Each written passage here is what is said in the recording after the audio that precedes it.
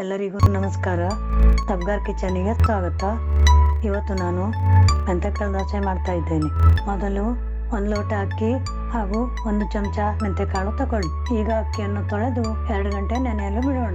ಈಗ ಮೆಂತೆಕಾಳನ್ನು ತೊಳೆದು ಬೇಯಲಿಡೋಣ. ಈಗ ಅಕ್ಕಿ ನೆನೆದು 2 ಗಂಟೆ ಆಗಿದೆ. ಮೆಂತೆಕಾಳು ಬೇಯಿಸ್ಕೊಂಡಿದ್ದೇನೆ. ಇದಕ್ಕೆ ಬೇಕಾಗುವ ಸಾಮಗ್ರಿ: ಬೇಯಿಸಿಟ್ಟುಕೊಂಡ ಮೆಂತೆಕಾಳು, ಬೆಲ್ಲ, ಅರಿಶಿನ 1 ಚಮಚ, 1 ಕಪ್ ಮೊಸರು. ಈಗ ಬೇಯಿಸಿದ ಮೆಂತೆಕಾಳಿಗೆ ಮೊಸರು ಹಾಕಿ ರುಬ್ಬಿಕೊಳ್ಳೋಣ. ಈಗ ರುಬ್ಕೊಂಡಾಗಿದೆ. ಇದು ದೋಸೆ ಹಿಟ್ಟಿನ ಥರ ಇರಬೇಕು. ಈಗ ನೆನೆಸಿಟ್ಟ ಅಕ್ಕಿಗೆ 1 ಚಮಚ ಅರಿಶಿನ ಪುಡಿ ಹಾಕಿ ರುಬ್ಬಿಕೊಳ್ಳೋಣ. ಈಗ ಮೆಂತೆ ಹಿಟ್ಟು ಹಾಗೂ ಅಕ್ಕಿ ಹಿಟ್ಟನ್ನು ಮಿಕ್ಸ್ ಮಾಡೋಣ. ಈಗ ಮಿಕ್ಸ್ ಮಾಡಿಕೊಂಡ ಹಿಟ್ಟಿಗೆ ರುಚಿಗೆ ತಕ್ಕಷ್ಟು ಉಪ್ಪು, 1½ ಸೌಟು ಬೆಲ್ಲ ಹಾಕೋಣ.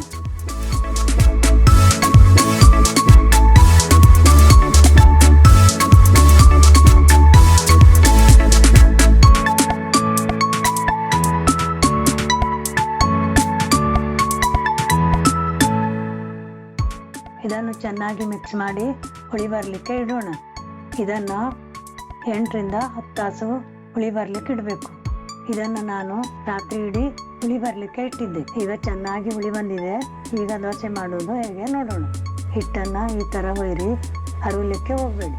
ಹೀಗೆ ಹೊಯ್ಯೋದ್ರಿಂದ ದೋಸೆ ಚೆನ್ನಾಗಿ ಮೆತ್ತಗಾಗಿ ಬರುತ್ತದೆ.